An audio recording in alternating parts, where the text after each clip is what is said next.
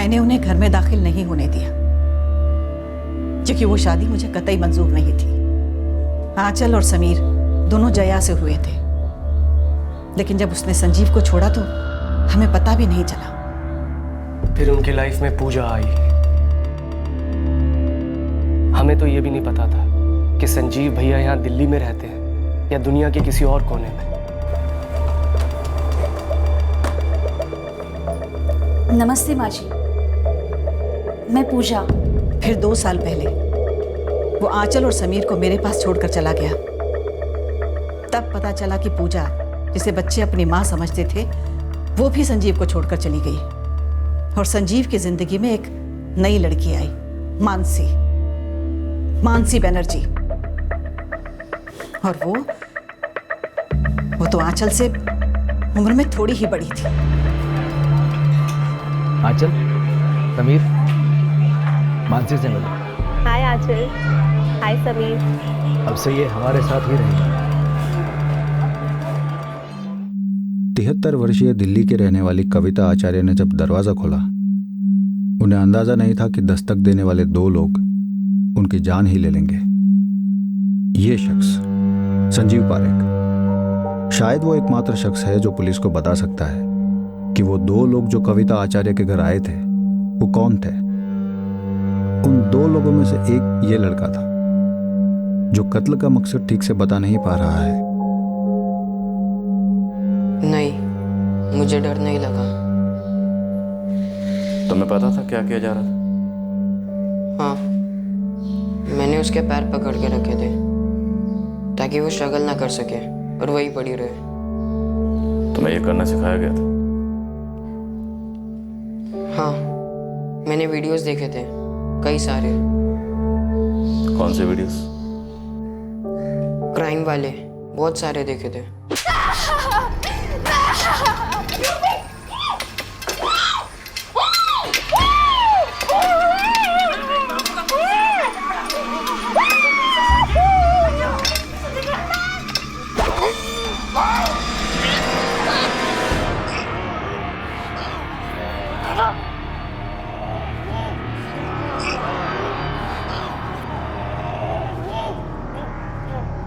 तुमने खुद से देखे थे या किसी ने दिखाए थे? तुम्हें पता भी है तूने एक मर्डर किया है। जब तुम वहां गए थे तुम्हें पहले से पता था कि तुम्हें उसको मारना।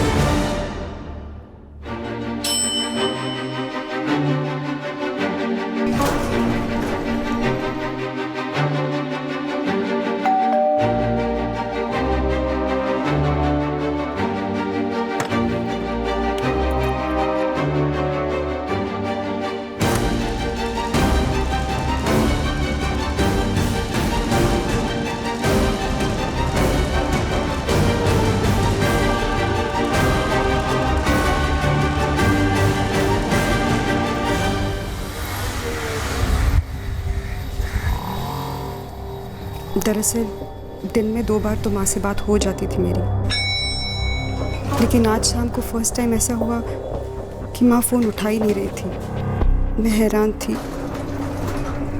उसके बाद मैंने 1 घंटे के अंदर 3-4 बार माँ का नंबर फिर से ट्राई किया। फिर मुझे लगा कि यहाँ आके देखती हूँ, तो मैं मेरे बेटे सौरभ को लेकर सीधे यहाँ पहुँची। माँ के घर की एक एक्स्ट्रा चाबी मेरे पास होती है।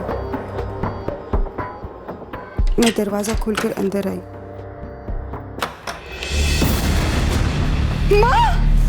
मैंने फटाफट मेरे बड़े भाई प्रवीण को फ़ोन किया। वो रोहिणी में ही रहते हैं। उसके बाद आपको फ़ोन किया।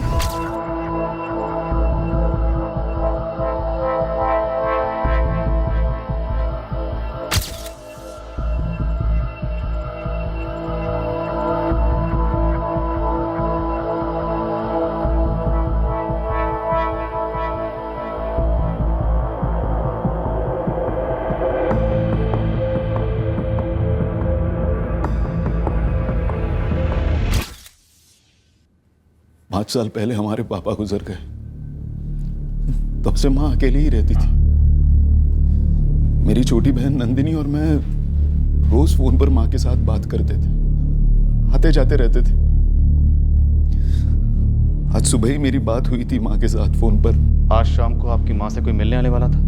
फोन पे कुछ कहा था उन्होंने? नहीं सर, माँ ने ऐसा कुछ कहा नहीं था। माँ दोनों कलाइयों पे दो सोने के कंगन पहनती थी। चारों गायब हैं।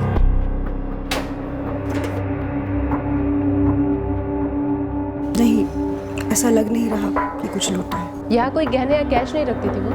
कुछ कैश पर्स में रखती थी खर्चे के लिए, वो है चुराए नहीं गए। कल शाम के बाद आज सवेरे मैं माँ को कॉल करने ही वाली थी, रोज ही करती थी मैं,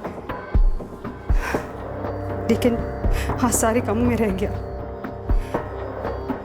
मुझे सच में कोई आइडिया नहीं है मैडम कि आज माँ से मिलने कोई आने वाला था या नहीं। जी सर, मैं तो घर पर ही थी, पर ऐसा ध्यान ही नहीं गया कि उनके घर पे कोई आया या गया होगा। और कविता जी चिल्लाई भी होगी तो शायद बाकी आवाज़ों के बीच हमें सुनाई नहीं दी होगी। दिल्ली में ऐसा कोई दोस्त या रिश्तेदार जिसका यहाँ आना जाना हो? नहीं सर, ऐसा तो कोई रिश्तेदार नहीं। समझ में नहीं आ रहा कि कौन है जो आकर माँ के साथ। ये इधर एंट्री की है, flat number 301 A wing. Vijendra Singh +1, 2 लोग आए थे। आए होंगे, मतलब आए हैं। 2:45 पर। जी हाँ सर, सोसाइटी मैनेजर से बात हुई है। वो बता रहे हैं कि एंट्रेंस का सीसीटीवी चालू है, पर लॉबी का कैमरा काम नहीं कर रहा।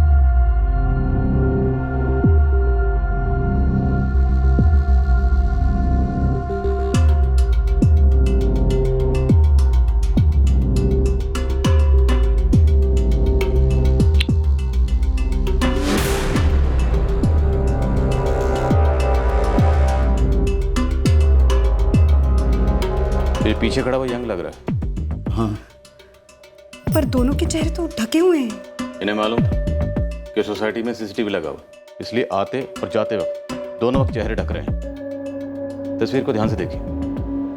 कुछ अंदाजा हो रहा है आप लोगों को कि ये दोनों कौन हो सकते हैं? समझ नहीं आ रहा है कि ये दोनों कौन हैं। मुझे भी नहीं। नंदिनी? जान पहचान वाले ही हैं, क्योंकि डोरबेल बजाकर घर में दाखिल हुआ। आपकी माँ ने इनके लिए चाय बनाई, घर में 2 चाय के कप मिले, किचन में बर्तन में दूध मिला और छन्नी में चाय की पत्तियां मिली। Ambe general store. आप कौन बोल रहे हैं? जी मैं मालिक किशन गुप्ता। आप? द्वारका पुलिस स्टेशन से SI आरती बात कर रहे हो। जी मैडम, क्या बात है? रंजना टावर्स की कविता आचार्य का कल तुम्हें फोन आया था, दोपहर 2:55 पे। कैसे जानते हो उन्हें? सुना मैंने, क्या हुआ? दंग रह गया हूँ। मेरी रेगुलर ग्राहक थी। क्यों फोन किया था उन्होंने? दूध मंगाया था मैडम। किशन, आधा लीटर दूध भेज जल्दी। जी कविता जी, अभी भेज रहा हूँ। तुम खुद गए थे देने? जी नहीं, मेरी बेटी रोशनी को भेजा था।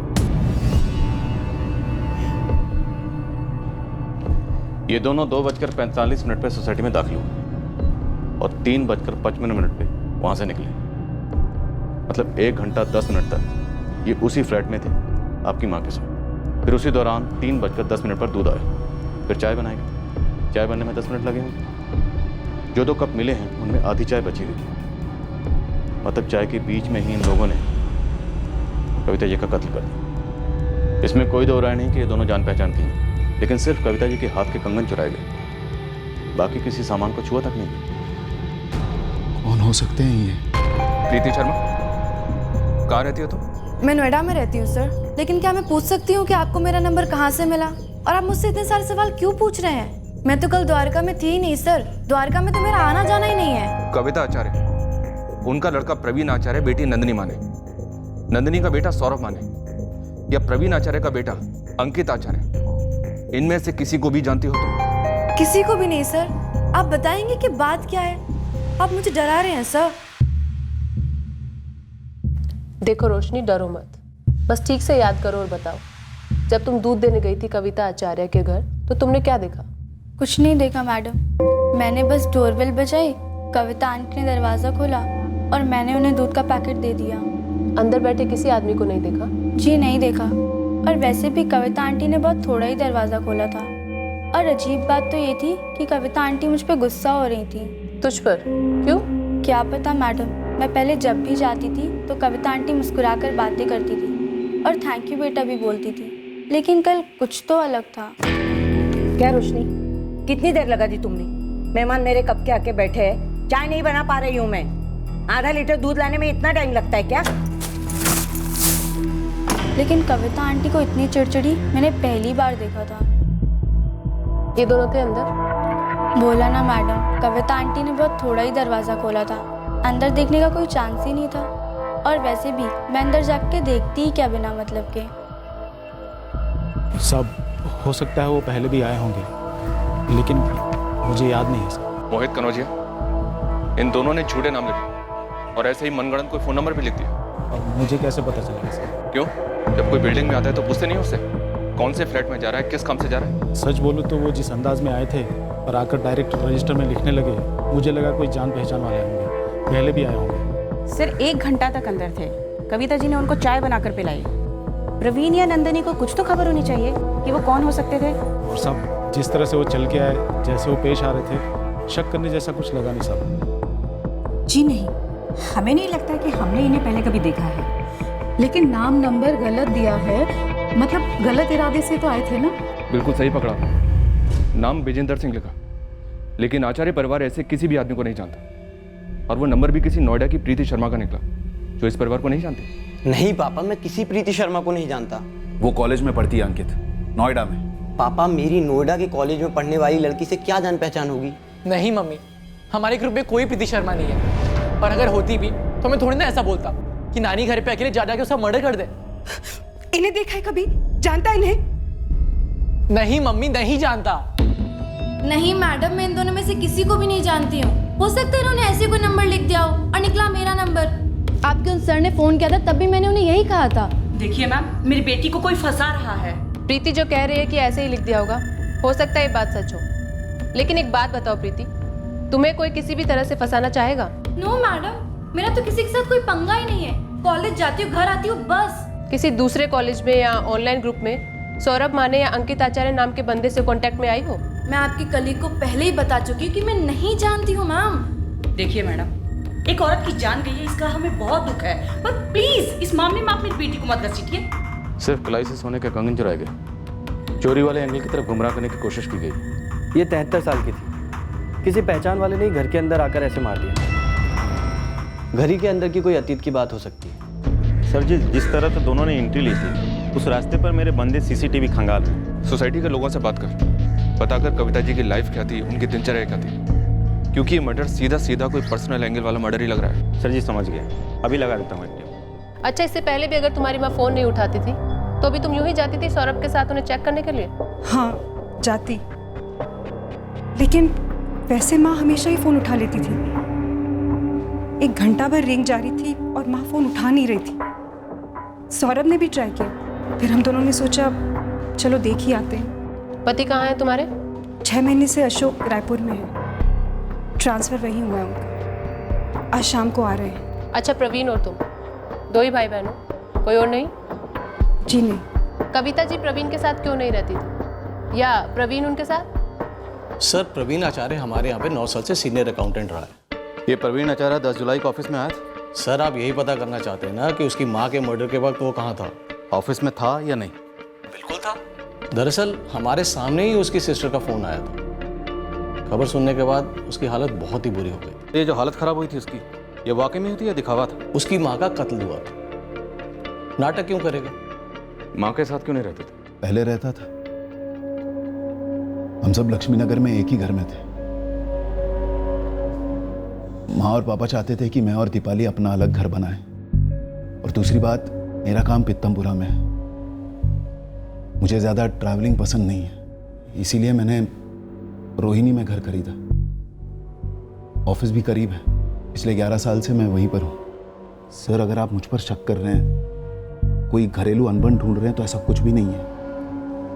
हम सब दूर रहकर भी काफ़ी करीब थे। नंदिनी, मैं, माँ और हमारी फैमिलीज। आपके माँ बाप लक्ष्मी नगर से द्वारका मंगल विहार कब शिफ्ट हुए? 8 साल पहले। पापा ने रिटायरमेंट के बाद लक्ष्मी नगर वाला घर बेच दिया। और यहाँ द्वारका मंगल विहार में रंजना टावर्स में 1 BHK लिया। नंदिनी का घर भी पास ही में था, उत्तम नगर में। लेकिन शिफ्ट होने के 2 साल बाद पापा चल बसे। और आपकी माँ कविता जी ने अकेले रहना पसंद किया? उन्हें अपनी आज़ादी पसंद थी, पर हम हर वीकेंड को मिलते, कभी उनके घर कभी अपने घरों में। तो फिर साथ क्यों नहीं रहते थे? सबकी अपनी मर्जियां होती है सर। माँ की अपनी मर्जी थी। ये जो लक्ष्मी नगर वाला फ्लैट बेचा गया, उसका पूरा पैसा द्वारका मंगल विहार वाले फ्लैट में डाला गया? जी नहीं, कुछ पैसे FD में है, जिसका इंटरेस्ट माँ को मिलता, ऊपर से पापा की पेंशन। पापा रेलवे की सर्विस में थे। जो भी 2 लोग आए थे ना, ये तय है कि जान पहचान के थे और कत्ल के इरादे से ही आए थे। वो तो जाहिर है ना सर, हमें तो समझ में ही नहीं आ रहा कि ये कौन हो सकते हैं। माँ की तरफ से, पापा की तरफ से, हमारी तरफ से। मैंने तो अपने बेटे अंकित से भी पूछा कि क्या वो किसी विजेंद्र सिंह या प्रीति शर्मा को जानता है, लेकिन उसने भी पता नहीं ये कौन हो सकते हैं। नहीं मैडम, मैं नहीं पहचान पा रही हूँ इन्हें। आपको माँ के फ़ोन में कुछ मिला? इन लोगों ने शायद आने के पहले कोई फ़ोन वोन किया हो। कॉल रिकॉर्ड्स अभी आने बाकी है नंदिनी, लेकिन कॉल लिस्ट से हमें ऐसा कुछ नहीं मिला। हो सकता है मर्डर के बाद उन्होंने नंबर डिलीट कर दिया हो, पर वो ऐसा क्यों करेंगे? फ़ोन को ही अपने साथ ले जाते ना। ये सवाल भी जवाब मांग रहे हैं।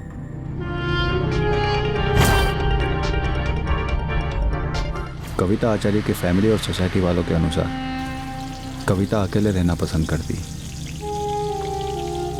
अपने में रहती।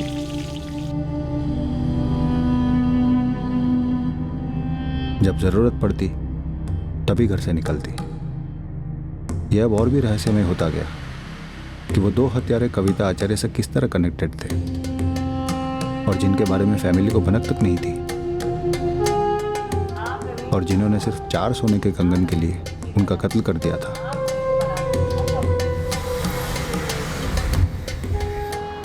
कविता की मीट सरिता जायसवाल से भी पूछताछ हुई। वही एक थी जो कविता के घर रोज आती जाती। मैडम, मैं इन्हें नहीं पहचान पा रही हूँ। एक जवान लड़का है और एक अधेड़ उम्र का आदमी दिखता है। ऐसे 2 लोग कभी ना कभी घर पर आए होंगे। मैडम, मैं सुबह 8 बजे आती और 9:30 बजे तक सारा काम निपटा कर दूसरे घर चली जाती। ऐसे 2 लोगों को मैंने कभी नहीं देखा। नंदिनी और प्रवीण को जानती हो? नंदिनी दीदी से कुछ बार मिली हूँ और प्रवीण साहब से 1 आध बार। क्या कविता जी ने कभी बातों बातों में तुमसे कभी किसी घरेलू अनबन का जिक्र किया था? बच्चों के साथ कोई नाराजगी या झगड़ा, ऐसा कुछ भी कहा कभी? कभी फोन पर बात करते हुए सुना हो या कभी चिड़चिड़ी हो रही हो? नहीं मैडम, मैं पिछले 2 साल से वहाँ काम कर रही थी। सुनकर बहुत बुरा लग रहा है। ऐसे कैसे किसी ने उन्हें मार दिया, वो भी 2 जोड़ी कंगन के लिए। लॉबी वाला CCTV 2 महीने से खराब पड़ा है और बिल्डिंग एंट्रेंस वाले CCTV से सिर्फ 1 महीने का फुटेज मिला है, जिसमें दोनों कभी देखे ही नहीं। नंदिनी ने अलमारियों के लॉकर्स ठीक से चेक किए? पक्का कुछ और चोरी नहीं हुआ? कह तो रही है नहीं सर। वैसे कविता जी का मोबाइल और पर्स दोनों ज्यों के त्यों मिले। हाँ गुरु बोल। रंजना टावर के बगल में एक दुकान की CCTV से कुछ मिला है। दोनों हैं? जी सर, टैक्सी में आए थे।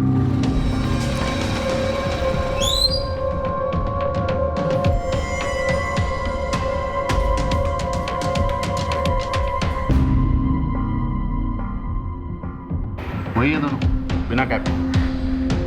इसमें भी चेहरे साफ नहीं है। इस गली से एक और राइट लेने के बाद लगभग 5-7 मिनट पैदल चलने पर रंजना टावर से उसी CCTV से एक और फोटो।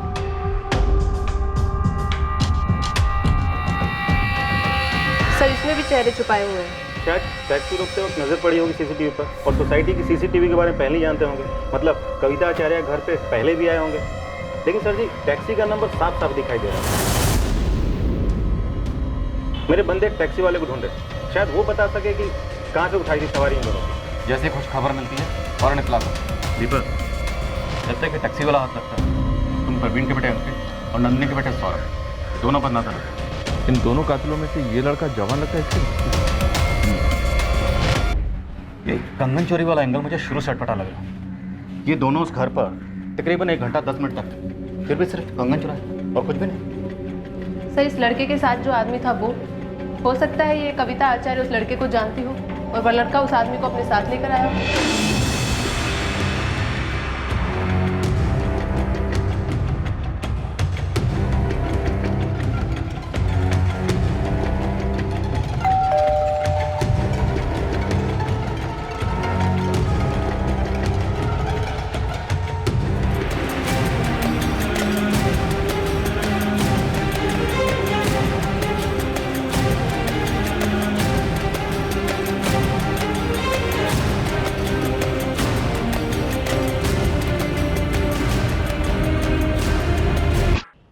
कौन, ये तुम्हारी खुद की गाड़ी है? तुम अकेले चलाते हो? हाँ। हमें ये दोनों चाहिए। ये दोनों तो द्वारका मंगल विहार की सवारी। बिल्कुल सही। रंजना टावर्स की बाजू वाली गली में 10 जुलाई दोपहर 2:35 को तुमने इन्हें छोड़ा था। उठाया कहाँ से था? नवादा मेट्रो स्टेशन से। पक्का वहीं से? हाँ, दोपहर के समय मैं नवादा मेट्रो स्टेशन पर गाड़ी लगाता हूँ।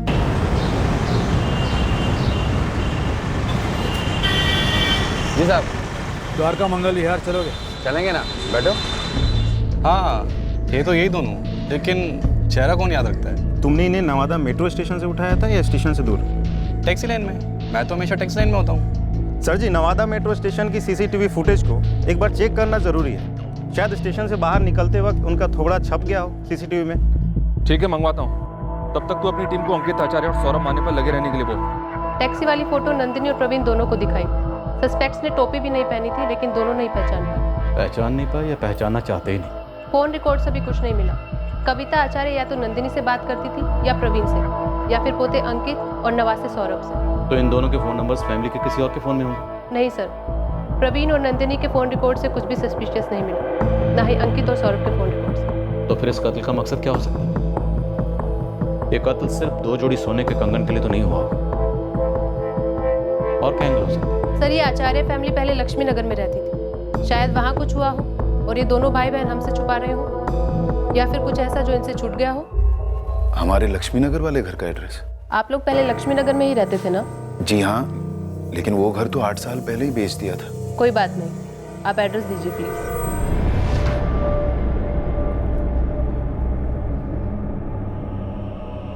नंदिनी, पुलिस ने लक्ष्मी नगर वाले घर का एड्रेस लिया।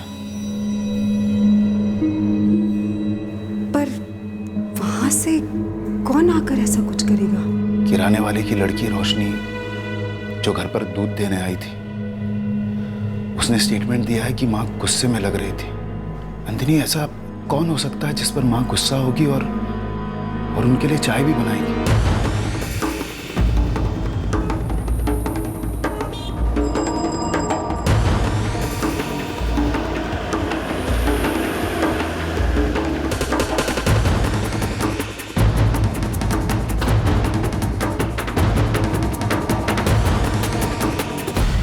कल हम अंतिम संस्कार में गए हुए थे। बहुत ही दुख हुआ मैडम। अभी यकीन नहीं हो रहा है कि कविता जी के साथ ये सब कुछ हो गया। हमें बताया गया जब आचार्य परिवार यहाँ रहता था तो गणेश जी आप और दिव्या जी आप दोनों उनके काफी करीब थे। सालों की दोस्ती थी, एक परिवार जैसे। जब वो लोग यहाँ से अपना घर बेच कर गए थे तो बहुत तकलीफ हुई थी हम लोगों को। बहुत ही अच्छे लोग थे मुकेश जी और कविता जी। ये किसने किया है मैडम? इन्होंने।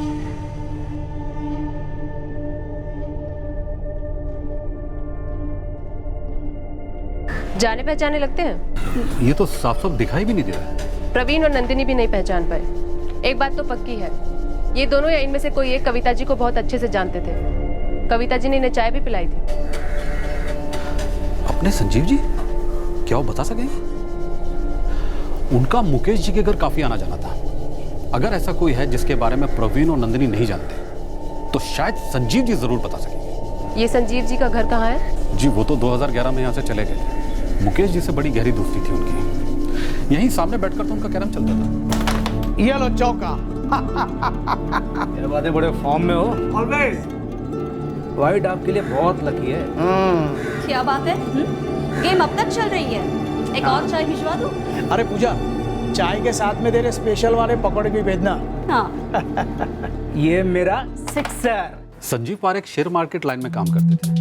अभी का उनका पता तो मालूम नहीं, पर उनकी माँ ग्रीन पार्क में रहती है। वो संजीव जी तो आउट ऑफ दिल्ली सेटल हुए हैं। हाँ, ऐसे कुछ सुना था। संजीव पारेख की माँ का एड्रेस है आपके पास? जी नहीं, उनका एड्रेस तो नहीं है, पर एक बार उसने बताया था कि वो बेसिकली दिल्ली का रहने वाला है और उसकी माँ ग्रीन पार्क वाले गुरुद्वारे के आसपास कहीं रहती है। उनकी माँ का नाम याद है आप लोगों को? एक बार संजीव जी की वाइफ पूजा ने बताया था, सावित्री नाम है, सावित्री पारेख। कोई संजीव पारेख जो आपके पिताजी के अच्छे खासे दोस्त हुआ करते थे लक्ष्मी नगर में, हम उन्हें ट्रेस कर रहे हैं। शायद वो इन दोनों के बारे में कुछ बता पाए। पर हैरानी इस बात की है कि आप और नंदिनी अब तक इन दोनों को नहीं पहचान पाए। हम भी यही सोचकर काफ़ी परेशान हैं सर। एक एक रिश्तेदार, दूर का ही सही, सभी के बारे में सोच रहे हैं। कहीं कोई ऐसा रिश्तेदार तो नहीं जिसके टच में हम ना हो पर माँ हो। ऊपर से मुझे अजीब लग रहा है कि आपको माँ के फ़ोन रिकॉर्ड से भी क्यों कुछ नहीं मिला। कम से कम इन दोनों के चेहरे अगर साफ दिख जाए तो हम अंदाज़ा लगा पाए कि ये दोनों हैं कौन। लगे हुए हैं सर। 2 कांस्टेबल्स लगातार बैठकर दोनों प्लेटफॉर्म्स का फुटेज छाट रहे हैं। सांगवान स्पीड बढ़ानी ही पड़ेगी। टाइम फ्रेम भी तो दिया मैंने कि कितने बजे के आसपास ये दोनों स्टेशन पर होंगे। जी सर, कल सुबह तक का टाइम दो सर प्लीज। दूसरी ओर हम संजीव पारेख की मां का घर ढूंढ रहे हैं ताकि उनके जरिए हम संजीव तक पहुंचे और संजीव शायद इन दोनों को पहचान ले। हमने इलाके के सारे ज्वेलर्स को कविता आचार्य के कंगन के फोटोग्राफ्स पहुंचा दिए ताकि अगर कातिलों ने बेचने आए तो हमें तुरंत इन्फॉर्मेशन मिल सके। हमारी तकदीर अच्छी थी कि हम संजीव पारेख का घर ढूंढ पाए ग्रीन पार्क।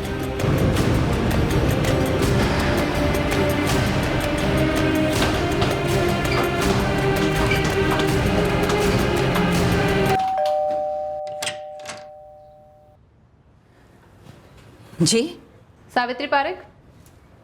जी बोलिए, क्या बात है? जी संजीव पारेख आपका बेटा है? जी हाँ। जी हमें संजीव से बात करनी है एक मर्डर केस के सिलसिले में। दरअसल कविता आचार्य नाम की एक औरत का मर्डर हुआ है। संजीव उन्हें और उनके हस्बैंड को बहुत अच्छे से जानते थे। हमारे पास दोनों कातिलों की तस्वीरें हैं लेकिन उन्हें कोई भी पहचान नहीं पा रहा है। हो सकता है संजीव उन दोनों को पहचानने में हमारी कोई मदद कर सके। कहाँ है संजीव? मुझे नहीं पता कहाँ है संजीव। उसका कोई कांटेक्ट नंबर है आपके पास? जी नहीं, मेरी काफी लंबे अरसे से उसके साथ बातचीत नहीं हुई। जी बेटा है वो आपका? हाँ है। वैसे संजीव की बेटी आंचल मेरे साथ रहती है। हो सकता है उसकी बात अपने पापा से होती। जी बुलाइए आंचल को। वो तो कॉलेज गई है। ठीक है, उसका नंबर दे दीजिए। The number you have called is currently switched off. Please try again later. Thank you.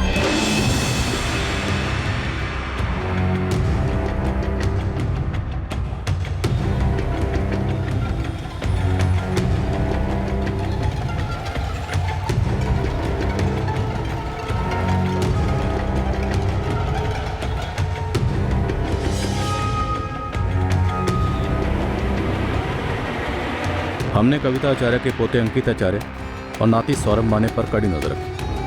कत्ल के दिन 10 जुलाई को वो दोनों कहाँ थे, क्या कर रहे थे, हर एक डिटेल निकाली, पर हमें अब तक उन दोनों के खिलाफ कुछ भी नहीं मिला था। अब 2 बातें एक साथ होने वाली थी। एक, हाथ आने वाला था नवादा मेट्रो स्टेशन का सीसीटीवी क्रैक, जिससे हमें दोनों संदिग्ध के चेहरे साफ मिल गए। और दूसरी बात थी संजीव पारेख की मां सावित्री से मिलने वाली एक अजीब सी खबर। सावित्री जी, मैंने आंचल को फोन किया था, उसका फोन लगा ही नहीं।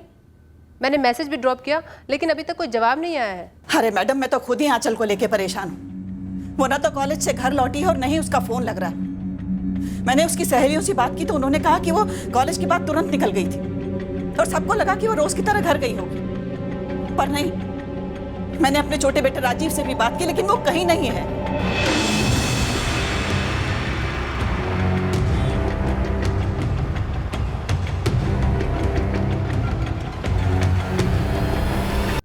सर, मैंने सावित्री जी से कहा है कि हम आंचल के कॉल रिकॉर्ड्स तुरंत मंगवा रहे हैं और उनसे कहा है कि वो आंचल की सहेलियों से दोबारा बात करें। क्या आंचल का गायब हो जाना कविता आचार्य के मर्डर से जुड़ा? आंचल को कैसे पता चला कि तुम उसे कॉल करने वाली? सर, सावित्री जी के अलावा तो किसी को भी नहीं पता था कि मैं आंचल को कॉल करने वाली हूँ। और सावित्री जी ने यह कहा कि वो संजीव के टच में नहीं है, आंचल हो सकती है। जी सर। आंचल पारेख के गायब होने का रहस्य अगले ही दिन रोशनी में आने वाला था जब नवादा मेट्रो स्टेशन की सीसीटीवी फुटेज हमारे हाथ लगती। इसके पहले कि हम कविता आचार्य की फैमिली से पूछते कि वो 2 कातिल कौन थे, हमें उनकी असलियत पता चलने वाली थी। फोन बंद आ रहा है उसका। उसने अपने चाचा राजीव से भी बात नहीं की। उसकी सारी सहेलियों से पूछ चुकी हूं मैं। और ऐसे कैसे हो गया कि आपने उसका फोन नंबर लिया और वो एकदम से गायब हो गई? हम खुद हैरान हैं सावित्री जी कि ऐसा कैसे हो गया। वैसे ग्रीन पार्क की पुलिस भी लगी है आपकी पोती को ढूंढने में। जैसा कि आप जानते हैं, हम आपकी पोती आंचल से सिर्फ इसीलिए कांटेक्ट करना चाहते हैं ताकि हम संजीव तक पहुंच सके और संजीव से इन दोनों तक। आप चिंता मत कीजिए, आपकी पोती मिल जाएगी। है, एक मिनट, वो फोटो फिर से दिखाएंगी?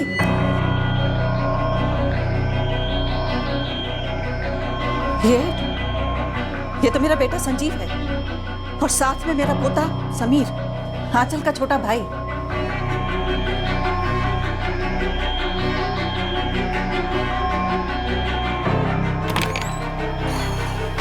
आरती ने कॉल किया अभी। ये दोनों संजीव पारेख और उसका बेटा समीर पारेख है। संजीव की मां सावित्री जी ने इन दोनों को पहचान लिया।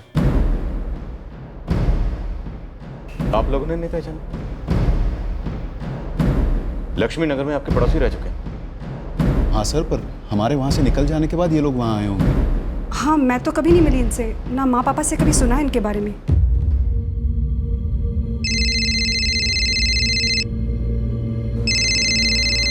सावित्री जी, आपका फोन।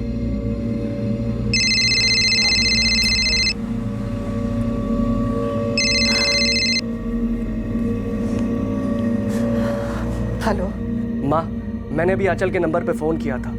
संजीव भैया ने फोन उठाया। राजीव कहाँ है संजीव? और आंचल कहाँ है? उन्होंने कहा वो दोनों ठीक है और बोले दोबारा फोन मत करना। हाँ राजीव। संजीव भैया, आंचल का फोन आपके पास है? कहाँ है वो? आंचल मेरे साथ है, बिल्कुल ठीक है। और सुन, दोबारा फोन करने की जरूरत नहीं। लेकिन भैया आगे कुछ बोला नहीं और फोन काट दिया और तब से फोन फिर से स्विच ऑफ है। राजीव, संजीव और समीर ने किसी का कत्ल कर दिया है।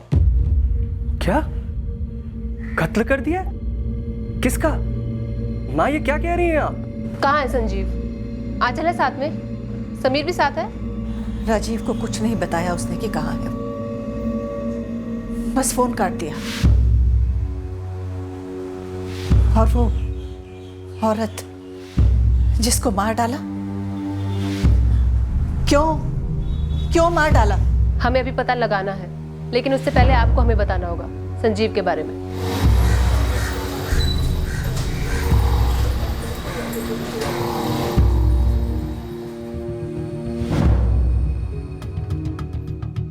गणेश भाई, ये संजीव पारेख और उसके बेटे ने मां को क्यों मार डाला होगा? मुझे नहीं पता प्रवीण। ये संजीव तो काफी करीब था तुम्हारे मम्मी पापा के। उसकी कविता जी के साथ ऐसी क्या दुश्मनी हो गई? अब आधा मेट्रो स्टेशन से बाहर आए और फिर टैक्सी लेकर द्वारका मंगल विहार तक आए और कविता जी की सोसाइटी से कुछ दूरी पर उतर गए और फिर चेहरा छुपाकर सोसाइटी के रजिस्टर में फर्जी नाम और फर्जी नंबर लिखकर फ्लैट तक पहुंचे। फिर वही कर गए जो करने आए थे, कविता आचार्य का कत्ल। मुझे कोई कारण नहीं दिख रहा सर, इतनी अच्छी दोस्ती थी। संजीव की बेटी आंचल भी गायब हुई कल और अब वो संजीव के ही साथ है। गणेश भाई, इस संजीव पारेख का माँ पापा से कोई झगड़ा हुआ था क्या? नहीं, होता तो ये नाम पहले बता देते। सर, मैं सावित्री पारेख और संजीव के छोटे भाई राजीव पारेख के साथ वहाँ आ रही हूँ। ये लोग कह रहे हैं इन्हें कोई आइडिया नहीं संजीव ने ऐसा क्यों किया। ठीक है, हम उनसे पता करते हैं कि संजीव अपने बेटे समीर और बेटी आंचल को लेकर कहाँ जा सकता है। तुम उनसे पता करो संजीव की पत्नी पूजा कहाँ है। पूछा मैंने सर। सावित्री जी कह रही है कि पूजा संजीव को 3 साल पहले ही छोड़ चुकी थी। गणेश जी, दिव्या जी, पूजा ने 3 साल पहले संजीव को छोड़ा। आप लोगों को कुछ आइडिया है कि पूजा इस वक्त कहाँ हो सकती है? हमें कैसे पता होगा सर? हमें तो ये भी पता नहीं था कि पूजा ने छोड़ दिया। कविता जी ने आप दोनों से संजीव पारेख का कभी जिक्र नहीं किया? नहीं सर, मुझसे तो कभी नहीं किया। मुझसे भी नहीं, पर ऐसी भी क्या अनबन, कितनी भयंकर तरीके से माँ को।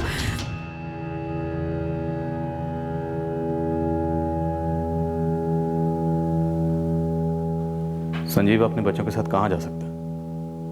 इससे पहले कहाँ था वो? सर, एक्चुअली हमें संजीव भैया के बारे में कभी भी कुछ भी पता नहीं रहता है। बस 2 साल पहले उन्होंने बच्चों को माँ के पास भेज दिया, हाथ में एक चिट्ठी थमाकर।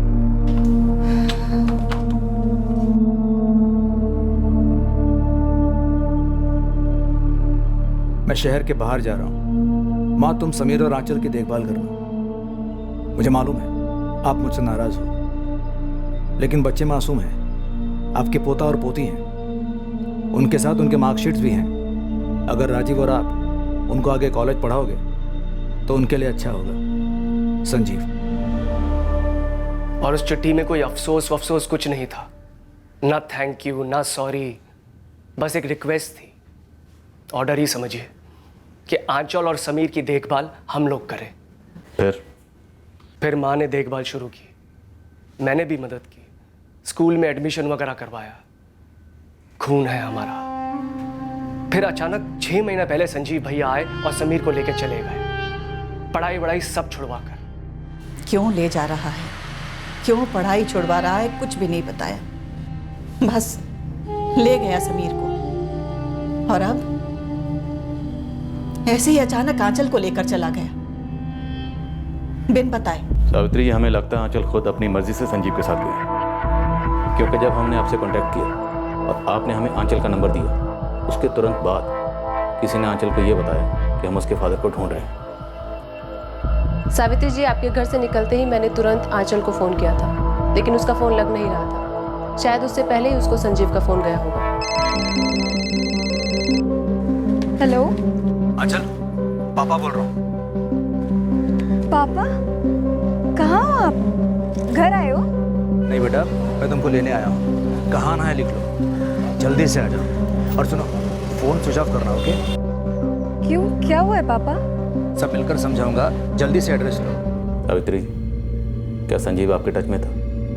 क्या उसने कहा था आपसे कि हम उसे ढूंढ रहे हैं? आपको पता था कि संजीव ने मर्डर किया है? नहीं, मुझे मालूम नहीं था। 1 मिनट सर, आप सीधा मेरी माँ के ऊपर उंगली उठा रहे हैं। इनको तो पता भी नहीं था कि संजीव भैया और समीर कहाँ थे, क्या कर रहे थे। और ये जो औरत है जिसका मर्डर हुआ है, हमने तो उसका नाम भी नहीं सुना कभी। इस वक्त संजीव कहाँ हो सकता है? और उसकी पत्नी पूजा कहाँ मिलेगी? नहीं मालूम, वो पूजा के लायक था ही नहीं कभी। वो किसी औरत के लायक नहीं था जो कभी उसकी जिंदगी में आई थी। देखिए, मेरा बेटा संजीव, मैंने जाना उसे जरूर है, लेकिन वो ऐसा कैसे हो गया, क्यों हो गया, क्या हो गया, आज तक समझ नहीं पाई हूं मैं उसको। एक बूढ़ी औरत को मार डाला उसने, मार डाला, और साथ में समीर को शामिल किया। कितना छोटा है समीर। मैं मां होते हुए भी अपने बेटे संजीव को आज तक नहीं समझ पाई कि किस मिट्टी का बना हुआ है वो। संजीव पारेख चिकनी चुपड़ी बातें करता। वो अपने रुतबे से लोगों का विश्वास और दिल जीत लेता, उन पर पकड़ जमा लेता और अपनी बातों के लपेटे में लेकर उसके शेयर बाजार के इन्वेस्टमेंट्स के लिए उनसे पैसे निकलवाता, फिर उन्हें ठगता, उनके साथ फ्रॉड करता और फिर नए शिकार की तलाश करता। सालों पहले जब वो हैदराबाद में अपनी हेरा फेरी के कारोबार में पैर जमा रहा था, तब वो अमृतसर की गुरप्रीत कौर से मिला और उससे शादी करने के पीछे भी उसका एक ठोस मकसद था। गुरप्रीत का पिता एक रईस आदमी था और इसकी वजह से संजीव को रहने की जगह आराम से मिल गई। उसका पहला बच्चा लड़का था जो गुरप्रीत से हुआ था और उसे गुरप्रीत को जया नायडू के लिए छोड़ने में ज्यादा समय नहीं लगा। एक तो वो हमारे जात की नहीं थी, ऊपर से डिवोर्सी थी। पति छोड़ा था उसने अपना, घर तोड़ा था अपना संजीव के लिए। मुझे वो शादी कभी मंजूर नहीं थी। और संजीव, वो तो कितने ही दिनों से हमसे दूर था, कभी फोन तक नहीं करता था हमें। और फिर एक दिन धमक गया अचानक। मैंने उन्हें घर में दाखिल नहीं होने दिया क्योंकि वो शादी मुझे कतई मंजूर नहीं थी।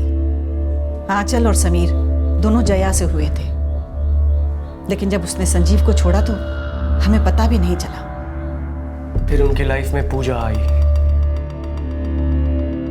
हमें तो ये भी नहीं पता था कि संजीव भैया यहाँ दिल्ली में रहते हैं या दुनिया के किसी और कोने में।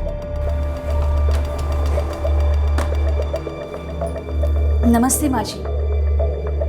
मैं पूजा। फिर 2 साल पहले वो आंचल और समीर को मेरे पास छोड़कर चला गया। तब पता चला कि पूजा, जिसे बच्चे अपनी माँ समझते थे, वो भी संजीव को छोड़कर चली गई। और संजीव की जिंदगी में एक नई लड़की आई, मानसी बनर्जी। और वो तो आंचल से उम्र में थोड़ी ही बड़ी थी। आंचल, समीर, मानसी से मिलो। हाय आंचल। हाय समीर। अब से ये हमारे साथ ही रहेगी। ये मानसी बनर्जी, ये भी स्मार्टर प्लान में शामिल हो सकती है। इसका कोई नंबर या एड्रेस है आपके पास? मुझे नहीं पता सर, हमें संजीव भैया के बारे में कुछ भी नहीं पता है। वो जो भी नंबर यूज कर रहा था आप लोगों से बात करने के लिए, वो नंबर दीजिए। मेरे पास उनका मोबाइल नंबर नहीं है और मुझे नहीं लगता कि भैया मोबाइल फोन यूज भी करते हैं। अब ये मानना थोड़ा मुश्किल है। आज की डेट में आपका भाई संजीव मोबाइल फोन यूज नहीं करता। संजीव के बारे में कुछ भी मानना आसान नहीं रहा है कभी। सावित्री जी, आपका बेटा उसके निजी मामलों से अलग अब एक खूनी भी है। इसलिए आपको और राजीव आपको हमें कोई तो ऐसी लीड देनी होगी जिससे हम उस तक पहुंच पाए। उसने आपके पोते समीर को एक कत्ल में शामिल किया। अब आंचल भी उसके पास। हमारा उस तक जल्द से जल्द पहुंचना जरूरी है।